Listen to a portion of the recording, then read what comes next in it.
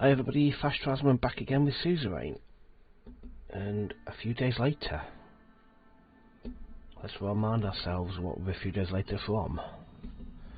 Have a look. Journal, turn 2. Oh, that's right, we closed our consulate in London, didn't we? Really, yeah, we're into the first hard slog of the game. I came a little early to the meeting room before anybody showed up. We had scheduled a meeting to discuss the progress of the Reform Committee regarding the new Constitution. I took a seat on the centre chair in the vacant meeting room as I waited for them to show up. The reforms were slowly becoming the most significant expectation of my government. We were changing Sol's Constitution of 29. Most people nowadays blame the Constitution for outstanding problems of the country. On the other hand, the reforms in the Assembly had been getting louder about their demands. What I knew for sure was I needed to do something about the encroaching chaos before it swallowed me. Yeah. Meanwhile, Lucian, Peter and Naya had been leading the committee to prepare the initial draft for the constitutional amendments. I was intrigued to hear their results. There was a knock on the door. It was Lucian. Good afternoon, sir. Lucian arrived exactly an hour mark. Again, his punctuality could almost certainly be described as obsessive. Are you waiting behind the door to come in at the exact second? I'm sorry, sir. Forget about it. How are you? You seem to arrive at the exact second for all meetings. I'm good, Mr. President. How are you? Thanks for asking. He took a seat at the table and took out a bunch of documents and spread them on the long table. We should begin the meeting as soon as Miss Morgner and Mr. Vice President arrives. We finally have some results from the Reform Committee. How does it look? Well, the situation is quite complicated, but I'm sure we will make it work. We'll just like we accomplished many things, just like we accomplished many things before. We'll go over the details regarding the Constitution in the meeting. A few seconds, Peter and Naya also arrived. After a short chat, everybody sat down and took their notes. I knew it was going to be a long meeting. There's a lot to talk about the future of this process. Let us begin tackling the points of contention. Mr. President, our committee meetings were really fruitful, and we have already started work on the constitutional draft together with the reformists. They demand a little too much, but I've had success with friends to create a realistic draft that could potentially go through the Supreme Court. They demanded to rewrite the whole Constitution. The requests were definitely not outrageous, just not realistic in today's circumstances. Just because it wouldn't pass the Assembly. Nonetheless, I'm glad that we were reaching common ground already. My past two run-throughs have had mixed results for this. If we can reach an agreement with the reformists, we will be strong in the Assembly to propose a change. Is it possible to pass the Supreme Court? They are going to be the biggest obstacle. Even if we pass the Assembly, the Chief Justice will do their best to block our amendments. We need at least 6 of the 11 judges to vote for the proposal, but Mr. Hawke has enormous influence over the judges. We should reach out to judges in secret. Some of them might be willing to break ranks to supporters. All means have to be considered in order to succeed. Yes, all means. Naya was taken back by the statement. According to the Constitution, I'm a member of the Supreme Court, which means we already have 1 vote. 2 of the judges are a friend of mine and of similar opinion about the reforms. Consider them with me. I'm sure the rest can be bribed. Who else would be willing to support the reforms? I think Judge Edmonds can be persuaded, and in extension Mr. Dalton and Mr. Merton. They weren't really blinded by the Solist ideology. Yet, yes, those 3 don't seem to be working directly with Chief Justice Hawke. If we can get to Isabel Edmonds, we might get the 6 votes needed. That's our best bet. Can we reach a 2/3 majority in the Assembly? If we can get Friendswick to work with us on this, our only problem will be uniting our own party. We'll never get the NFP to work with us. We need a majority of our 130 seats in the Assembly to vote in favour. With PFJP's full support of 70 votes, we will easily surpass the needed 166. But it will be tough to unite the USP. With all the divisive rings that are formed, we must make them follow you loyally. We did it before the elections. We can do it again. We will convince the Leeds. Yeah, we'll go with that one. Alvin Claven, the reformist wing, would be supporting you. He already weighed in heavily in the committee meetings. However, the Conservatives would be tough to break. The influence of Sol is still living strong in the party. We will eventually remove his influence. How many votes do they have in total? Conservative wing Conservatives have around 40 seats. There are many unaligned people, and some of your loyalists might start to show their true faces too. So we need as many of the Conservative supporters, and there's only one person who is key to make them backers. Gloria Toway. She's well respected by Solis. She's our biggest obstacle in the Assembly, and her demands will be extensive. I already have reason to think she might be in Allsay's pocket. She will be tough to break, but we'll need her to get the Conservative support. What are the demands? We should run on each one of the main demands of the committee and get your input first. Miss Morgan can explain them further. We'll start with the first red line. The new constitution will fix loopholes regarding the president's absolute veto powers. Even though Mr. Richter put on a whole show about why veto should be completely removed, the committee was almost unanimously agreed on fixing the loopholes, thus limiting presidential vetoes. My suggestion is add a clause detailing the methods of the Assembly. The methods the Assembly may override a veto with some sort of supermajority. One person should never be able to block the rest. The loopholes give the President too much power. The loopholes give the President too much power. Yeah. Whatever you decide is important to get a balanced picture. We will be making history by changing the 29th Constitution of Sol. The second one is about the judiciary. Yeah. Put my teeth back in. The new Constitution will remove the Supreme Court's right to vote on legislation. This is another point that was unanimously agreed on by all parties. Tarquin will establish this will to protect his 29th Constitution. We all know most of the judges are still his pawns. Constitutional amendments will be very difficult to accomplish with a reform like this, particularly because we will keep the 2/3 vote existing to be able to propose a change. However, the judiciary will still have the final say on the amendments. This is already what we wanted. This is already what we wanted to do. I can't disagree with that. We need the court to even pass this change. Why would they support this?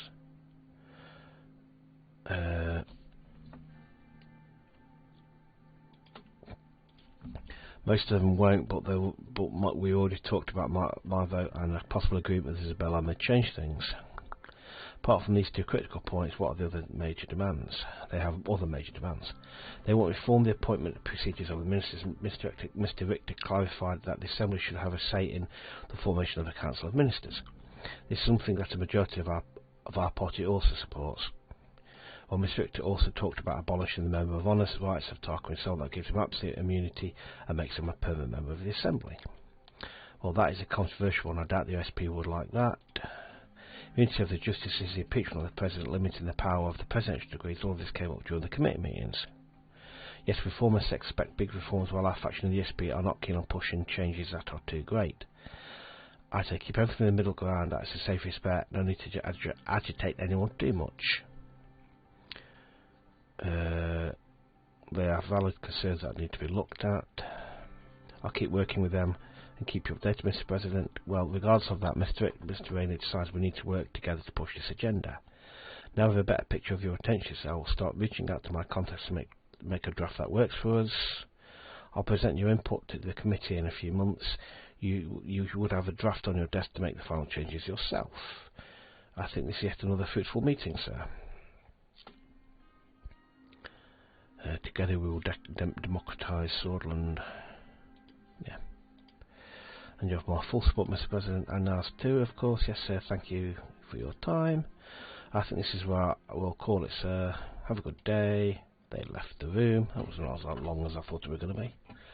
Right, let's have a thing going up here. No. Right, okay. Radical. Growing discontent. Yeah, basically the electoral bill. It's not gone down too well. Right, let's have a scoot around who's wants what. So we've got promised industrial potential. That's talking about how the trains can help us. As a statement through official channels urging the the calm on Sordland dispute. The General Secretary has also mentioned that the climate tensions should be immediately de-escalated to protect the peace and prosperity of Eastern Macopia. I agree with that wholeheartedly. Right, okay, so we've got Source Holdings reported that prepared to work for the L1 Mail was already started, including land and transport and equipment. Fine, okay. There we go, this will be interesting. The administration has been working day and night on overwhelming issues that were facing the country. The department has sent several documents which required my signature so they could start work on the decisions that were taken. After I signed dozens of them, I closed my eyes for a moment to relax for a moment. Another long day.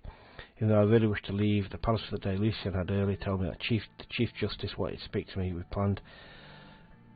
planned to meet in my office in 30 minutes. So I want to sneeze, but he doesn't want to sneeze, but he doesn't want to come out. I waited for him, wondering what the subject is he would raise. I relaxed for a moment. I stretched out my arms and looked out the window. Thousands of shimmering lights in the whole sort of skyline were memorising. Suddenly I heard a knock on the door. It was Lucian. Good evening, sir. Have a seat. He sat on a chair near my desk, and said I couldn't explain the situation to you in detail earlier, sir. The Chief Justice insisted on seeing you this evening. I do not know what he has to say, but it will probably back the new constitution. He will be coming shortly with Justice Mr. Garcia to the meeting. We shouldn't take them lightly. I think he's testing the waters. He's here to threaten to stop the reforms. Regardless of what's happening, he's here to threaten us. We knew they would react at some point. Be assured. There were 3 knocks on the door. Lucian checked his watch. She looked rather worried. Lydia opened the door. Opened the doors. Chief Justice, also Hawke, and Justice Heron Garcia entered the room. Good evening, Mr. President. It's great to see you. Evening. Yeah, welcome. Good to see you indeed. Also gestured at sofa in the office. May I? Nod. We took all our seats. We all took seats on the two opposite sofas and made ourselves comfortable. How are your first couple of months, Mr. President? I hope that you're faring well. Oh, let's not get too.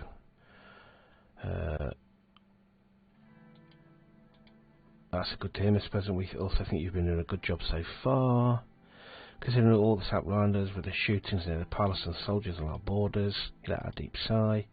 Just troubling time. We appreciate your concerns. So you probably know why we're here.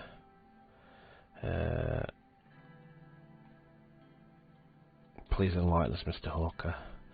We know you are working on a new constitution. The Supreme Court does not approve of this.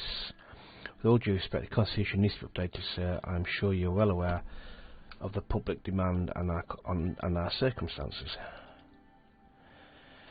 Is that so? I see that you are the ones who are not aware of our actual circumstances. You want to make a weaker constitution in the middle of problems from both inside and outside. Even if your proposal passes somewhere, I will make sure it will not pass the Supreme Court. That much is clear. You haven't even seen the proposal yet, Mr. Hawker. Isn't that too soon to be against it? You came here to threaten us. Come on, Mr. Hawker. We can figure something out. We'll get to the court to. We'll get the court to, even if you do not cooperate. We can figure something out. We can. If you decide to give us a listen. Mr. President, you seem to be the only partially informed about the current situation. Please let us explain the reasons of our stance.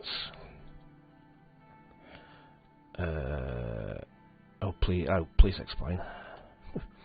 We are protecting the Constitution because it works, Mr. President. It is sufficient and gives you the authority to lead the nation with swift decisions. Sordland has more important problems and threats that we should face right now. Instead of nitpicking about paragraphs of the Constitution, we have a potential war within our borders. Also signal Owen with his hand to let him speak instead. Mr. President, I know you are a busy man, so I will make this quick. We all know that Swordist security forces found stashes of Wurmbergian weaponry in the hideouts of bloody separatists. KE-74s are roaming inside Sordland at this moment. As much as Wurmberg places are direct, it is now clear that they are also intervening in our country and weaponising our minorities against us. It is not unprecedented to think that the Bloods will start their terror again with their new toys. Not to mention the fights that broke out between the left and the right wing after the shooting of Bernard Circus. Communists are rising within support of United Contender. The chaos is imminent for Sordland. And sadly, we don't see the administration taking the necessary precautions yet. We clearly need more funding for our security forces for the days to come. The court has no jurisdiction in these matters. You are taking necessary, don't need to worry. Yeah. Aren't we all part of this state, Mr. President? We are all responsible for Sordland fails to overcome these threats. But regardless of that, we're also aware that the armed, bloody separatists have direct connections with the Workers' Party of Bloodia.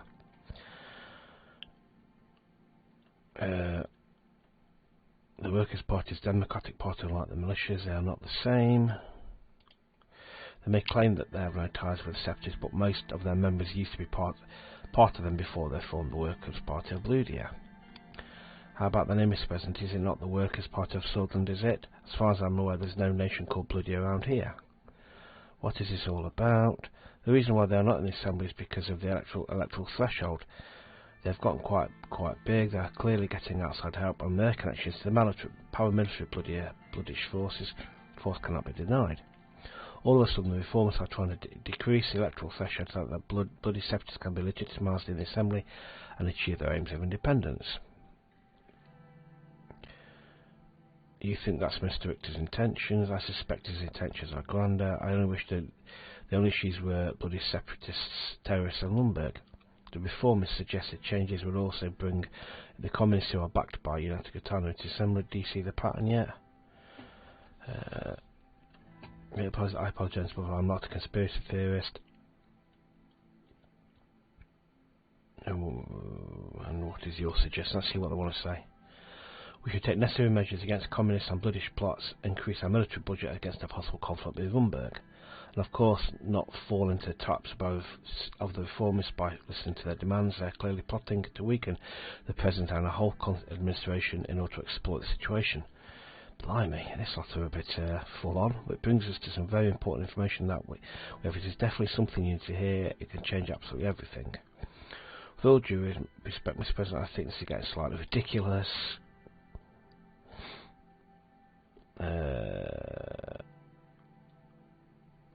Please explain, Mr. Hawker. First question is Mr. Franz Richter himself, the leader of the reformists. We have enough information to infer that he has ties with Acacia. Acacia is aggressively growing their influence around the world, and we know Mr. Richter coming up with these ridiculous demands for a new constitution and mid-counter period in Sordland. All the pieces fit perfectly. This is why the Supreme Court will be doing what it takes to stop these reforms and preserve the constitution. How do you know Mr. Richter has ties with Acacia? Mr. Gallard, we all know he has been to Acacia many times because it is documented. But what would you think if he had been making hidden flights to the country? He was hiding flights to Acacia. He was. He's been spotted in a hotel in Acacia last year where they were held the Conference on Economic Development in Volatile Regions. Right around that time he started to influence the masses into believing that our constitution is the reason for everything bad. His trip was not documented, nor was he an official guest of the conference, yet we believe he had a meeting with President Walker behind closed doors. I have a couple more photographs of him that were taken on Acacia in different cities. One is from a couple of months back, again if none of it is documented. He also attended another event in Lesbia last week. The Acasian Minister of Foreign Affairs was there too. How did he find out about this? Many soldiers were already following his leads for quite some time, Mr. President. I cannot give you their identities, but I can give you the evidence. It contained official documents for Swedish border guard. Okay. There were clear photos of him that were taken in the conference on Acacia, as well as remarks by lesbian Acacia citizens who claimed to have seen him with Acacian businessmen around the same dates. There's also an official transcript of one of his speeches that were claimed to be in Benfield on the dates of the conference on Acacia where he was spotted. Using skins through the documents with skepticism and slow returning surprise. These seem to be real. Of course they're real, Mr. Gallard. These seem to suggest Acacia is behind the reformists. Their demands will only benefit Acacia. They want us to have a weak administration while we face all these threats. But why? What would they gain? This is clearly a plot against Sordland. I bet Rumberg is part of their plan too. This cannot be a coincidence that their weapon on Grand Marnet is against us around the same time. Now you understand the reasons of our current stance, and also our suspicion about your advisors, who clearly have not given you this vital information. Lucien gave him a sharp look. We appreciate this information, Mr. Hawker, but advise against jumping to conclusions right away. We still need to check this information. There's not much to check. This is clearly an emergency. In such cases, the Constitution gives the President the right to use his emergency powers. If we work together, we can make sure the Supreme Court will not block your declaration of emergency. You want me to declare an emergency?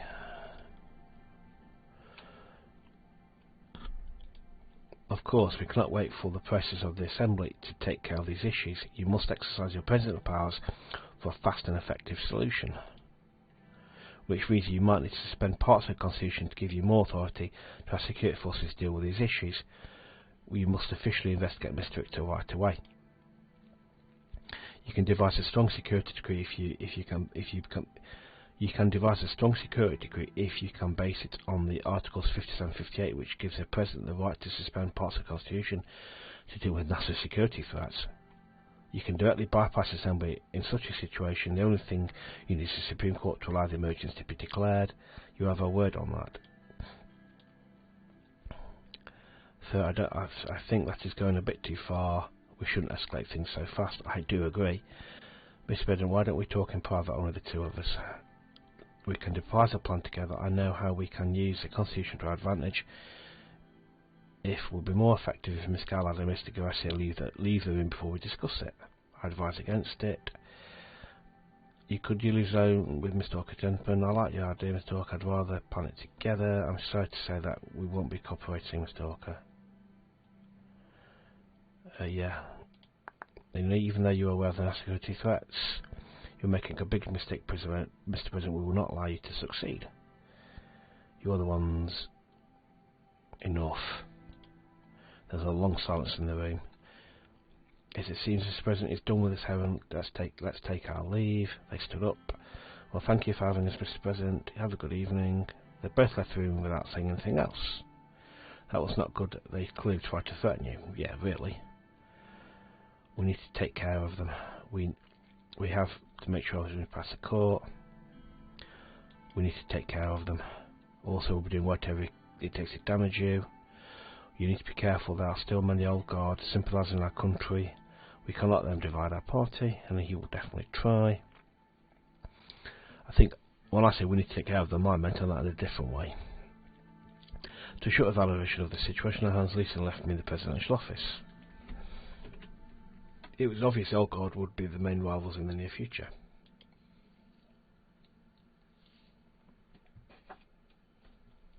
Okay. Hawker in the Marine Palace. Okay. Continue. Okay, let's continue. We want to turn through Trials of Democracy. I love that. I know other. I've read other people have done runs as dictator. Oh no, you do that unless we had the chance to do it through an emergency, state of emergency. But it'd be interesting.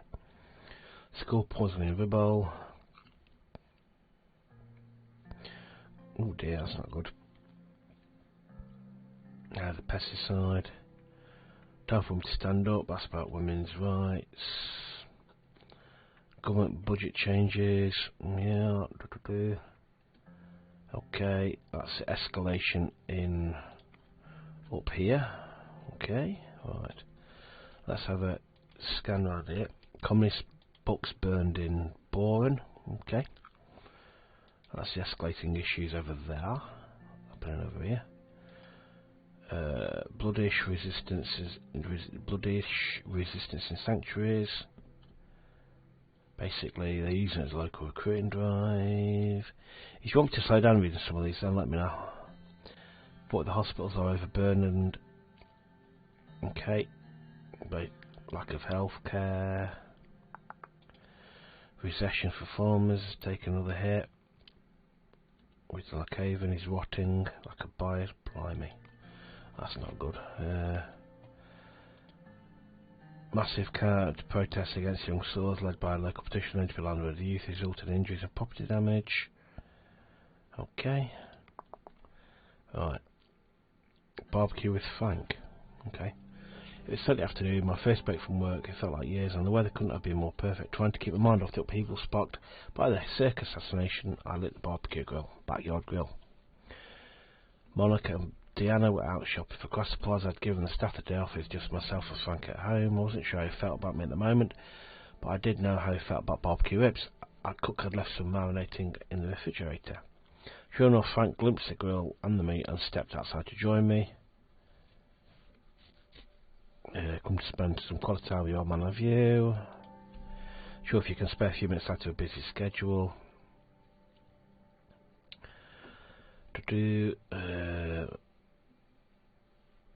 Let's keep it like cordial. It's okay, I know you've got the most special job in the country and you've got to feed your family on top of it all. We both chuckled and I turned to tend to fire. Here, let me try. He grabbed the fan and quickly started waving it over the coals. So let's have a quick drink. The fire roared to life. He turned back to look at me with a grin on his face, as if he was expecting praise. Not bad, son. Not bad. Not bad, son. Not bad. Yeah. Thank you, sir. It is the utmost interest to fill our duties with the precision of the grilling, so I commenced in exactly 1 minute and 32 seconds.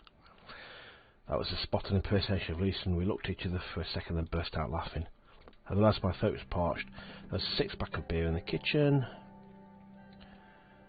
Can you bring us a couple of, yeah. He looked at me in disbelief. You mean I can? But Mum told me. He stopped himself, quickly ran inside, returned with 2 beers. We cracked them open, kicked the bottles, and gazed out on the city skyline. For a moment, my thoughts flashed back to my childhood, realising back to my childhood and my relationship with my own father. My father was rich, and we never had to worry about food, clothes, or anything else. Yet he was nearly always away and constantly distracted on rare occasions when he was at home. Now that I was present, I was worried that I would end up just like my father, distant and absent from Frank's life. Dad, can I ask you something? Go on. Just I feel like there's so much you've been hiding from me about your past and what's going on here right now. Like at dinner last night, after the ball, you told me everything was under control, but it wasn't, was it? I know what happened in the 20s. We learned about it in school now. Now with the protests and the riots, is it going to be the same thing? Dad, is it going to be civil war in Sordland? I hope not. He let out a sigh. But what was it like back then? Uncle Peter said you two went through a lot. I'm not kidding, all you can tell me. If I gather my thoughts, my familiar images start flashing before my eyes. Instead of images of soldiers advancing towards me and my friends, weapons drawn, people I knew, friends and neighbours being dragged through the streets and murdered in alleyways, and that little girl's face. Place for dark times. He seems like it. You're nearly a grown man, let's talk about it. Leave for his chair, his eyes wide. Tell Frank about the coup of 27. I was barely older than you are now. I was barely older than you are now, studying economics at Open Business School as a freshman, excited and young.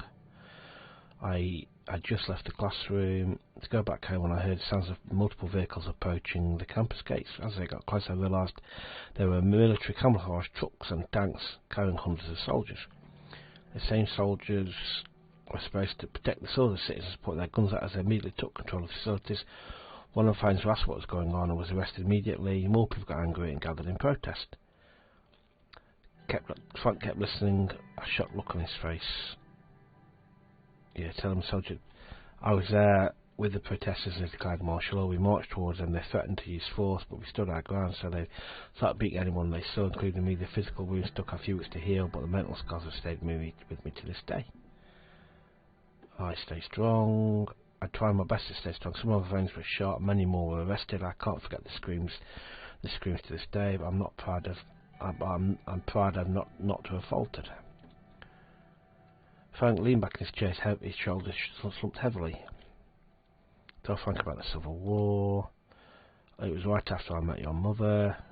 Where during the student council pushed the change after the curve 27. Eventually I convinced I wasn't doing enough, so I joined the Young Swords.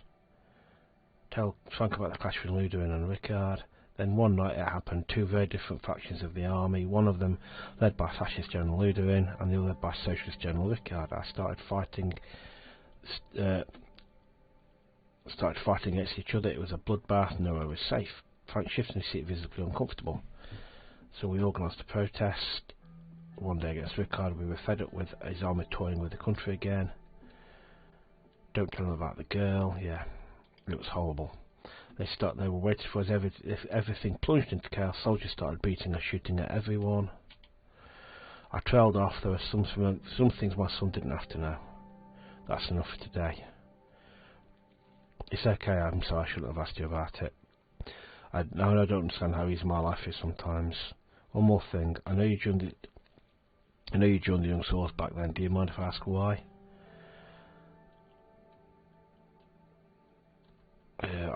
Yes, I do. I don't talk about it. Sordland was under attack by communists trying to defend the country. I had to survive somehow in that environment. I made a choice. Hank raised his eyebrows.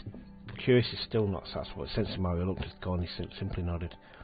Sorry for bombarding you with questions. I know I complain sometimes, but my problems are nothing compared to what you went through. I'm here to... What problems? I'm here to listen. Before Frank could say anything, I heard the door open. The front door unlocked. Diana and Monica's voices sound, and the sounds of rustling shopping bags filled the house. Alright, I'm upstairs. I'll be upstairs until dinner. Frank went in and dashed upstairs. I had a long sip from my beer, looking at the city and the now setting sun. I hoped that talk to Frank about my past had been the right decision. Part of me felt if some sort of burden had been lifted, but I had not. But I had the same nightmares again that night. Ooh. Okay. Right. Attacker opened fire and President 17 dead. A man opened fire in Vale Sword City during a protest of the. Oof. Okay. Lockhaven. Girl Sword America protests always happens outdoors. All the other two play to that news article always comes up. Radical.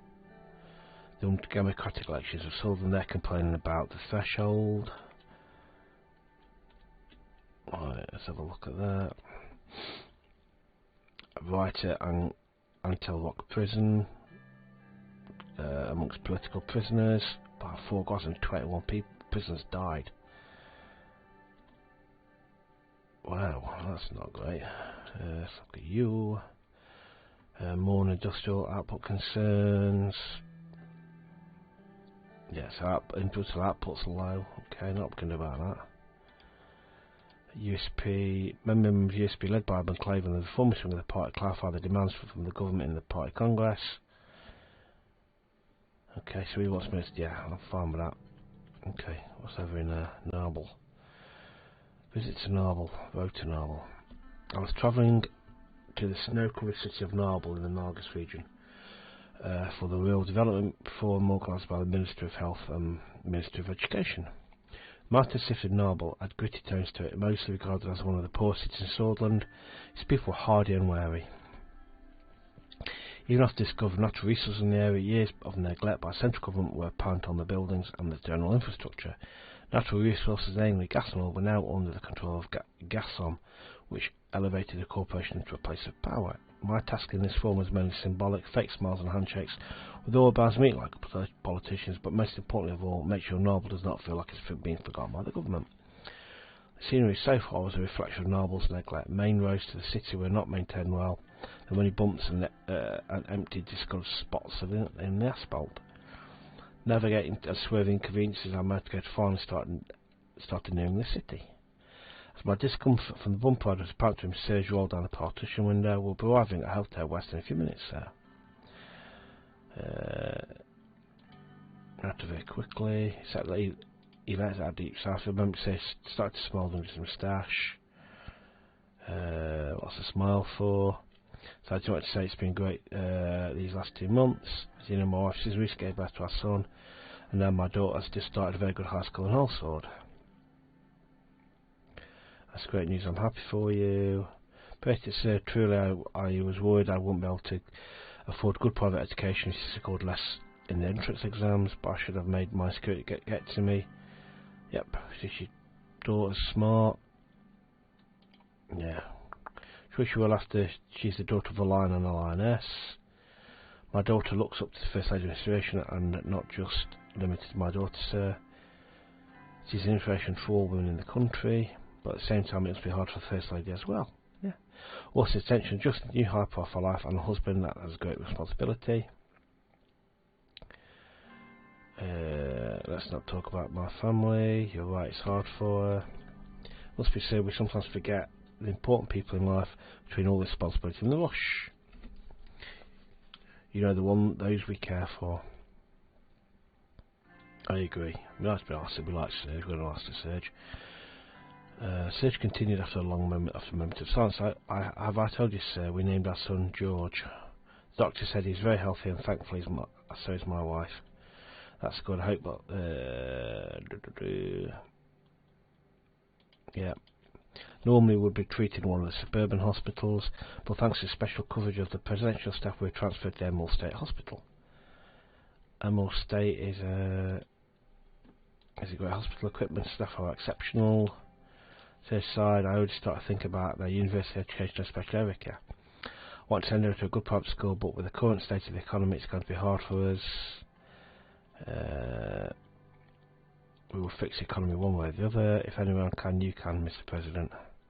The car hit a major pothole and bumped lifted us for our seats for a second. Are you fine? Yes, I hope the car's fine too. Motorcade began approaching the hotel.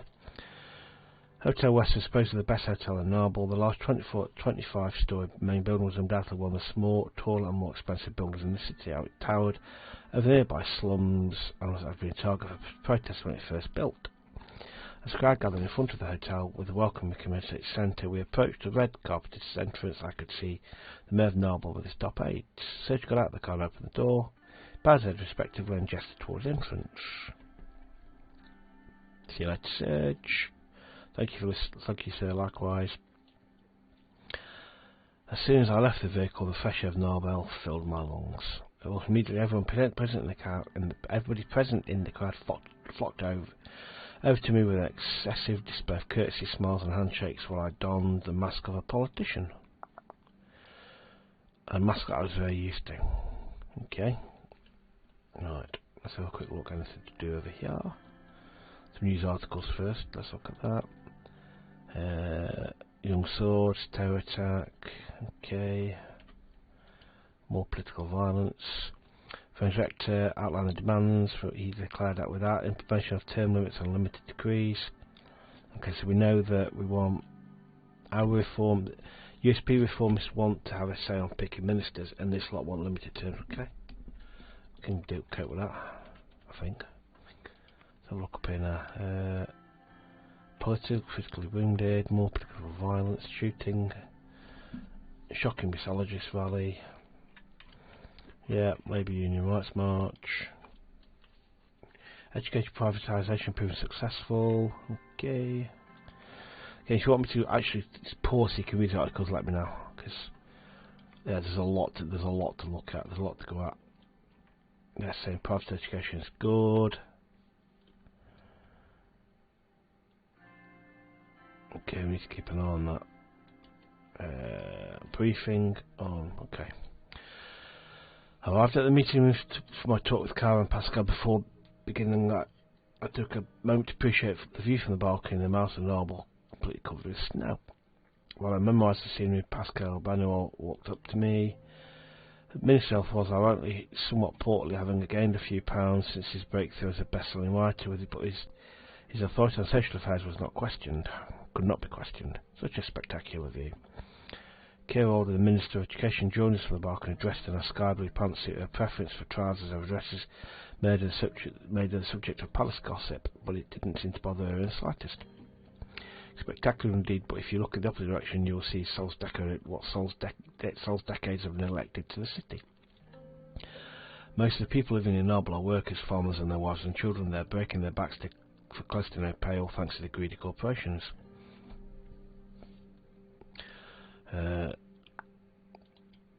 Yeah, I'm glad to see we see eye to eye on the issue. If you look past the window, you can see the real problems like poverty. Pascal nodded gravely. This was a subject we knew quite a bit about himself. His best known books were about the plight of Sordland's less fortunate, drawing on his own past, growing up in squalor. Well put, Miss Wilder. I don't need to tell you about my own experience with poverty. I'm sure you have similar stories. Am I right, Mr. President? We've all been through difficult times. True, but some lives are more difficult than others, like ours was, and still is for hundreds of thousands in Sordland. You don't have to be poor to sympathise with the plight of the impoverished, much of us, as you don't have to be born a woman to recognise Sordland's need for parity amongst the sexes. Parity amongst sexes shouldn't be our first priority. Look at how many high-ranking female politicians our country has. Patience can be deceiving, Pascal. Her voice sounded bitter. Think about how Lilia Scraff got to her current position. I don't necessarily believe the rumours about her and herself, but she could never have risen so high if she didn't parrot his course. Or is it an accident that the first female assembly speaker is a staunch conservative? And then there was Alphonse's habit of promoting women to prominent positions to give Sordland a progressive sheen while accomplishing nothing in reality. While women in places like Noble are denied any opportunity to advance, the government can use a handful of female politicians from wealthy families, myself included, to pretend our only obstacle to success is our lack of initiative. Meanwhile, those of us who don't use our own clout to help powerful men stay in power are denigrated as angry spinsters. I ask you, Mr. President, does anyone care that your strategist, Miss Carroll, doesn't have a wife? I was wondering about that, actually. I agree, Sordland's women deserve better. I'm glad to hear that. As I was saying, isn't it about time Sordland addressed the country's real issues, rather than bound to issues of the hawks and fearmongers in the establishment, devoting yet more resources to military and law enforcement? A welfare, healthcare and education systems have been decaying since the recession. Sordland's poor communities are losing hope. Hopelessness and lack of opportunities can drive people to extreme solutions. We are seeing increased crime, domestic violence, and yes, rising inequality between men and women. Liz Graff will take care of crime. She's an expert. These issues must be tackled from different directions. We need to engage holistically. If we can stop the recession, create jobs and growth. The economic situation does play a huge role in living standards. Our urban and rural disparities are stark. The recession has hit the weakest harder. We can't fix the economy by ourselves. We have to educate the people and let them create opportunities too. This is another subject I have to mention. I have been working on improving the rights of workers in our country, and a proposed draft bill that is currently being reviewed by the party. Mr. Clavin has already backed me, given his support to Sordland has fallen down most countries on this subject. It is my responsibility to ensure that this is not the case. I agree, we need to improve the standards for our workers. There's always room for improvement. It's good to hear that you are pushing for it. Yeah. Appearances are kind words, but I appreciate the kind words. I will not let you down. It's more to our life and death. Every decade we hear horrific accidents due to employees' disregard for their workers' safety. So, would you back a bill on it? I said, yes, Mr. President.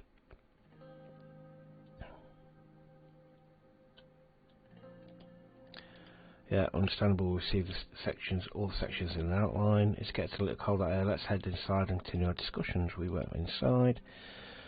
The meeting room was already prepared for state business. Small gifts for each of us had been placed on the table by the municipality. We took our seats. Health overview. As you Mr. President, Sordland has a free healthcare system except for a few private hospitals. Up and under it, most of the populace receive adequate treatment. Health issues primarily appear in rural areas due to a lack of quality services.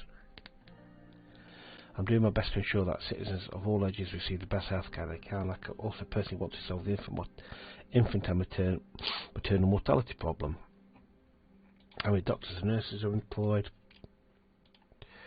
We have 31,500 doctors and 73.6 nurses working for the Ministry of Health.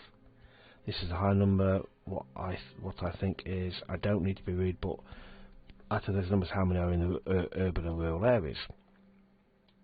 Good point.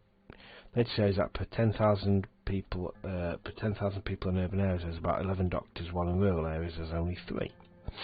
Treatment time is far too high due to the low number of doctors in rural areas, which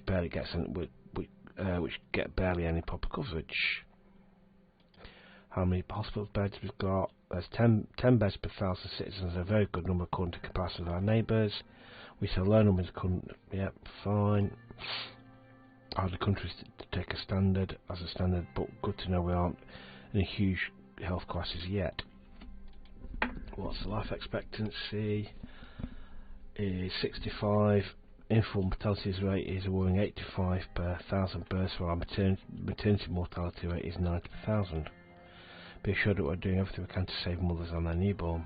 These numbers are saddening indeed.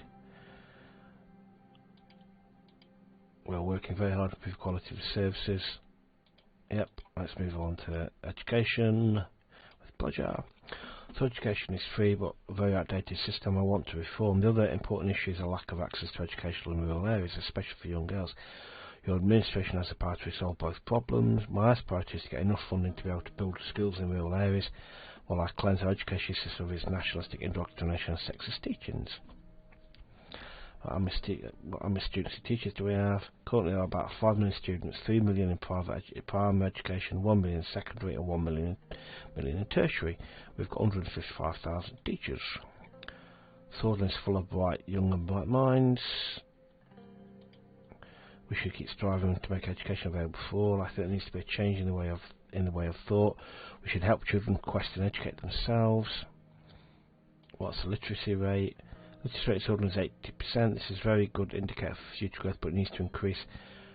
It is far lower among girls and boys. If I remember correctly, our most literate areas are Bergia and Agland. That's correct, although like I even excuse stats for the Nargis region, which also has a vast number of illiterate citizens. This is underlines my point about lack of access to education. Tell the difference between urban and rural education. Urban areas have 3 times the number of schools per 10,000 people compared to rural areas. Rural areas also suffer from a lack of teachers. Compared to teachers, I can imagine teachers not preferring desolate areas of work. Sales of teachers are very low here. We need to increase the pay to give them more incentive. Thank you. I can fill the blanks in from here. I believe that's everything. What is it? Look at the impoverished city streets full of potholes, the hospital barely functioning, the school half open. This is not just Sol or even Alphonsus fair. In this decay, Sordland's forgotten regions that have been gone on for many decades due to structural corruption which is fueled by capitalism. Ooh. There we are, here to change the trend and move on for the people. Yeah. Remains to be seen. I'm working on a new education system and your support would be welcome. She sat back down and sighed. One way or another, we need to transform. Greed and unchecked capitalism will not magically provide for all the people. What are your plans, Co? My plans to require an increase in budget, but increase in government budget. I aim to solve the problems with allocated money. Building schools in less fortunate rural areas and through fundamental change in the education system, I will unlock the potential of our children, boys and girls alike. Improve the situation is a good idea. The investment will be future, so imagine untapped potential of a youth unlocked. Larger than wealth this will generate. Will not promotion private education help create additional funds? Yes, but at what cost? I'm not support private sector in education because at the end of the day they are focused on profit first. What are you working towards, Pascal? I personally want to improve low quality healthcare in the rural areas, so I create draft plans to increase the salaries of doctors and upgrade equipment to the hospitals. I could do more with an increased budget. Additionally, a privatisation plan to promote private investment in the healthcare system could allocate extra funds. Quality of healthcare in less fortunate areas is area matters more. Access to it is an issue, but not as critical as the quality in these areas. A lack of experienced personnel equipment causes bad treatment, results in many deaths. I do hope to create competition and increase quality of of healthcare with the privatisation effort. A private healthcare system will increase the price of treatment and make matters worse for every citizen. My decision not to promote more state control would cost the people dearly. My expectation of our government is that we understand and focus on the needs of the people.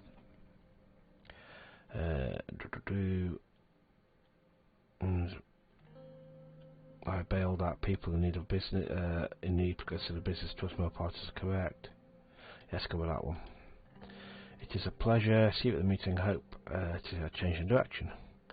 We've covered all the necessary subjects. Thank you for your time. I do hope we won't repeat the same mistakes again and again. Have a good day, Mr. President. The ministers left and I attended other official business in the city. The weather was relatively cold. It didn't keep a group of USP supporters from coming out to cheers on the streets. Just looking at the citizens it was easy to understand the current state of Narble. Some people wearing clothes a few sizes too large. Some kids didn't even have shoes. Yeah, and there was hope in their eyes. They're excited to the president in their city. Wow, I think I'm going to say that I played this is my third run through, but I forgot how exhausting this game is to play to read everything through. Right, I'm going to leave that here. Let's have a look at what we've got planned for us. I guess, yes, I don't want to tackle that. I'll leave that next one. Right, phew, that was a heavy going session. That was, wasn't it? We've got. I'm thinking that we do limited privatisation in education because it's obvious that the education minister is more on the left and will not be happy if we put privatisation in it. But health, I think we're going to go for it because he certainly thinks it's a good idea. And if we can get that to generate money, because we haven't got a lot of budget, and I want to try and stop us going too much negative, because past few run throughs I've done, I've got down to -11, and it does not end well. So yes, I think we're going to do a mixed bag of privatisation and keeping it state controlled. Anyway, I'm sure we'll come across that next week, or in the next episode rather. Anyway, I hope you've enjoyed that. Let me know what you think, and I shall see you in the next one. Don't forget to like and subscribe as well. I always forget that. And anyway, thanks very much for watching, and I'll see you in the next one. Alright, bye.